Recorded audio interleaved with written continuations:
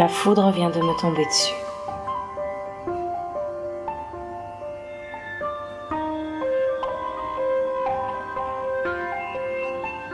Il avait des yeux électriques. Je les sentais courir sur moi quand j'écrivais au tableau. Je n'ai pas pu éviter la collision.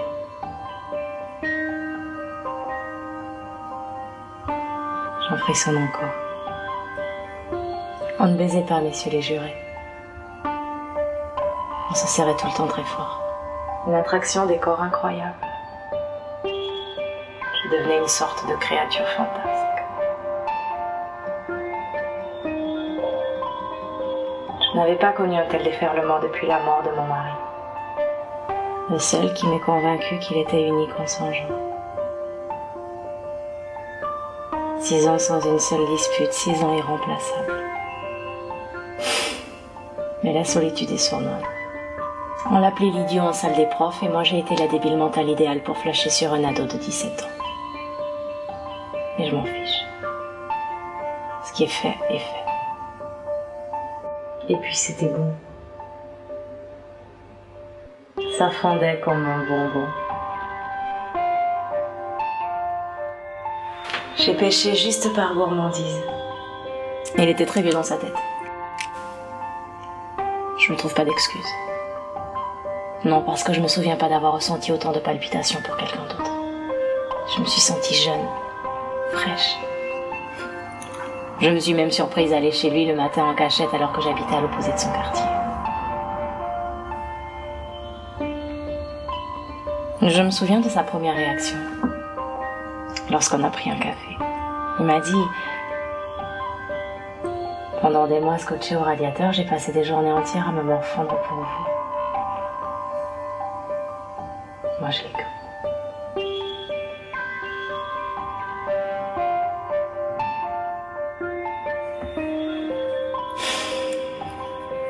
J'avais peur de ne pouvoir transformer mes angoisses et mes frustrations en bout de chair. Je voulais du concret, je voulais passer à l'acte. Puis, il savait prendre des mots justes. Et il me faisait du bien. Il fumait beaucoup trop pour son âge. Mais son haleine de cendre molle sous la couette m'excitait terriblement.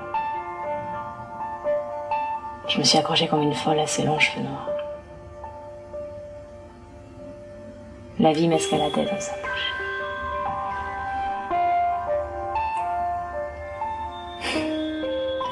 Sauf que moi, je m'inquiétais quand même davantage pour ma réputation.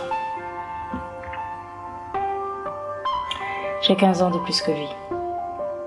Ma vie sentimentale était vide. Il régentait pas ma vie. Il était là quand il fallait être là. Il avait de l'instinct pour nos instants.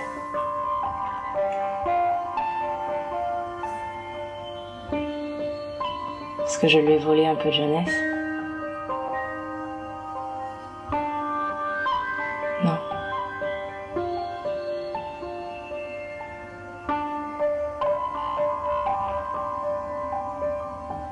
Mais j'ai toujours su que ma vie se fracasserait si un jour nous étions découverts.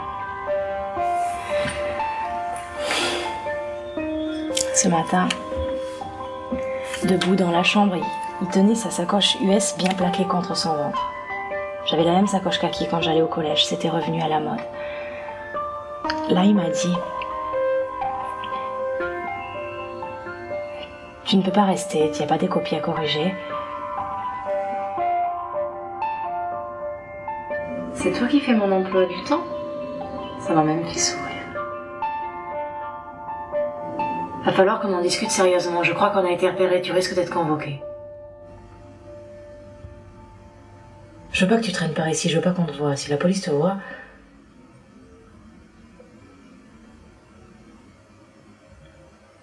Il a glissé sa main sur mes hanches et il m'a poussé vers la sortie.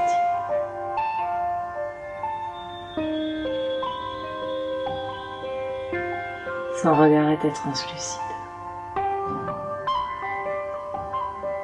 Soudain, j'ai vu son sourire de jeunesse arrogante. Son sourire de jeunesse qui te dit: je me suis bien amusée maintenant. Assume la plaisanterie. Ah bon.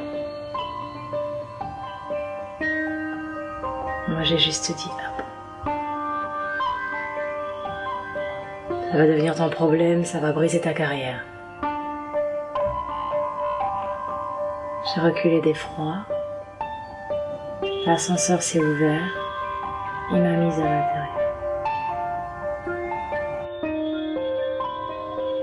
Je dois m'éloigner de toi. Oui, c'est ça, éloigne-toi de moi, des journalistes de mon quartier.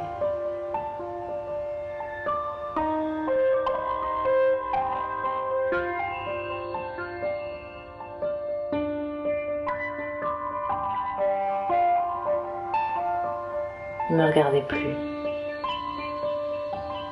Plus du tout.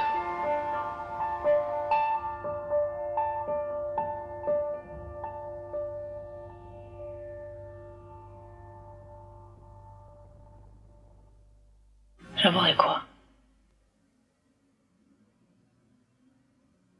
Que j'ai aimé un garçon de 17 ans.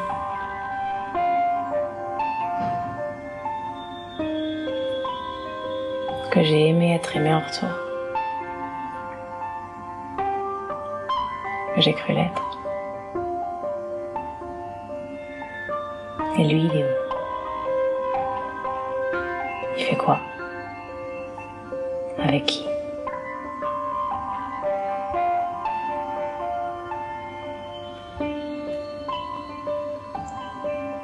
Son existence ne sera jamais brisée comme la mienne. C'est ça.